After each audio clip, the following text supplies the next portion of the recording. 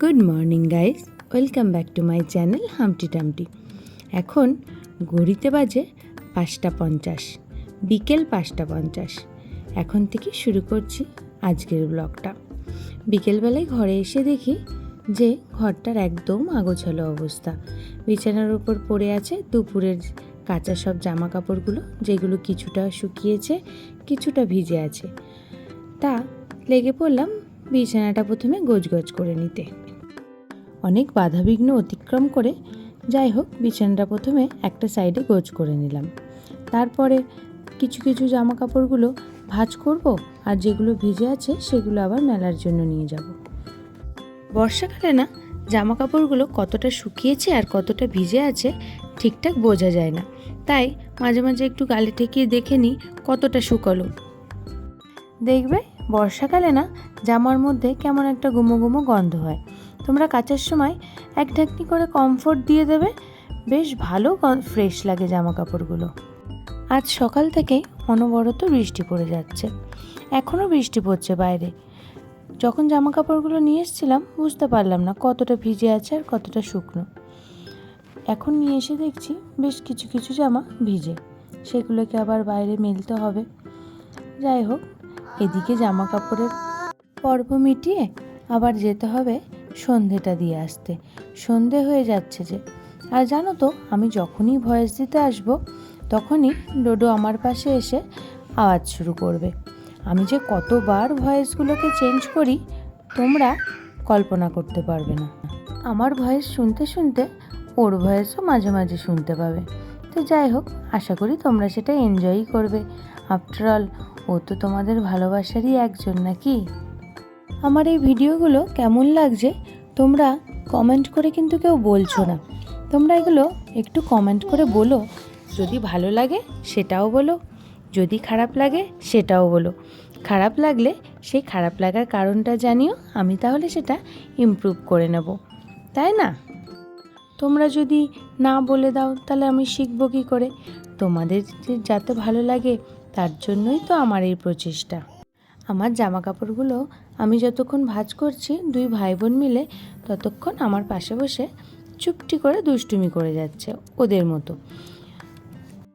মেয়েটা কিন্তু শান্তভাবে বসে থাকার চেষ্টা করছে, কিন্তু ছেলেটা দেখো কিছুতেই ওকে শান্তভাবে বসতে দিচ্ছে না। মাম্মাম ডোডোর থেকে যথেষ্টই শান্ত। ডোডোর একটা টাইমও সুস্থিরভাবে বসা নেই। একবার শুয়ে পড়ছে, একবার উঠে পড়ছে, একবার মাম্মামকে ধরে পিটাচ্ছে। এই হচ্ছে ওর কাজ কারবার। যাই হোক, ওর কাজগুলো ওর মতো করতে থাকুক, আর আমি ততক্ষণ আমার কাজগুলো করে নিই। আমার কাজগুলো শেষ হলে আমি যাব সন্ধে দিতে। সন্ধেটা দিয়ে এসে তারপর আবার কাজ আছে। কাল তো 5 সেপ্টেম্বর, চটপট গিয়ে প্যাকিংগুলো করতে হবে। মাম্মাম যে গিফটগুলো ওর মিসদের দেবে। আগেও কিছু স্কুলে পাঠিয়েছি, কারণ আজকে 4 সেপ্টেম্বর, আজ হচ্ছে ওর স্কুলে সেলিব্রেশন ছিল।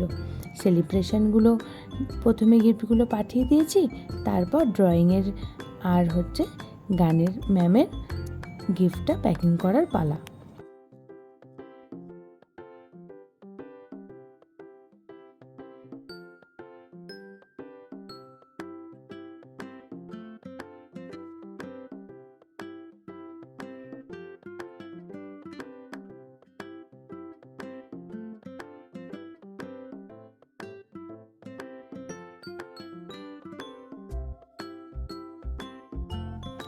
আমি এদিকে গিফট প্যাকিং করতে ব্যস্ত, আর ওদিকে দেখি মাম্মাম আমার জন্য নিয়ে এসছে গিফট।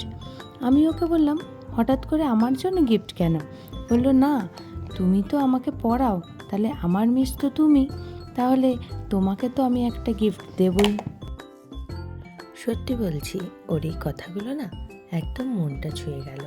ওর চিন্তা ভাবনাগুলো শুনে মনে হলো হ্যাঁ, সত্যিই মেয়ে বড় হয়ে যাচ্ছে।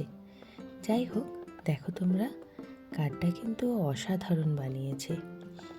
ভেতরে নিজের হাতে আবার লিখেছে, to my mother, happy teachers day from অদ্বিতীয়া।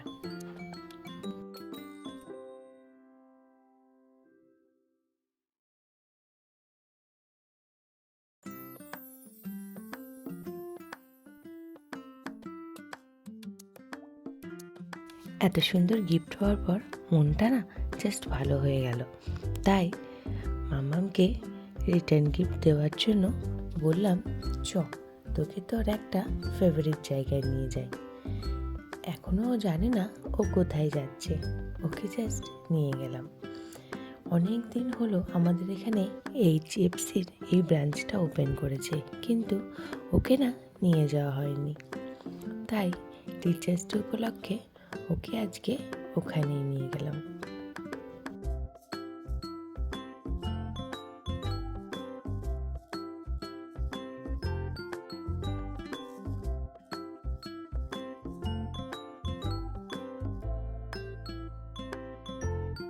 ওখানে গিয়ে তো দুই ভাই বোন খুবই খুশি।